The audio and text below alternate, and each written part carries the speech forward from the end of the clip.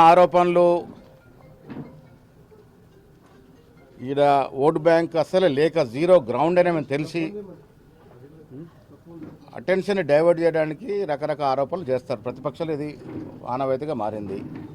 నిన్న గాంధీ భవన్లో మారుతూ అఖిల భారత బీజేపీ అధ్యక్షుడు 4 ప్రశ్నలు వేసిన. 8 మంది ఎంపీలు 2 మంత్రులు ఉన్నారు ఈ రాష్ట్రం నుంచి. 12 ఏళ్ళుగా ఏమేలుగా పెట్టారు ఈ రాష్ట్రానికి. నిన్నగాక మొన్న ప్రవేశపెట్టిన బడ్జెట్లో గుండు 0 ఇచ్చిరు తెలంగాణకి. ఏ ముఖం పెట్టుకుని రాష్ట్రానికి వచ్చింది ఆయన? దీనికి జవాబు చెప్తాడా?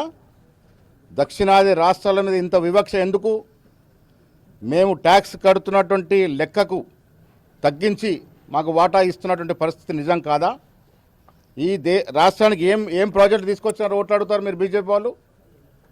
విభజన హామీ చట్టంలో పొందుపరిచినటువంటి హామీల గురించి ఇంతవరకు ఊసేలేదు. మాట్లాడిన పరిస్థితి పాపాన పోలే బండి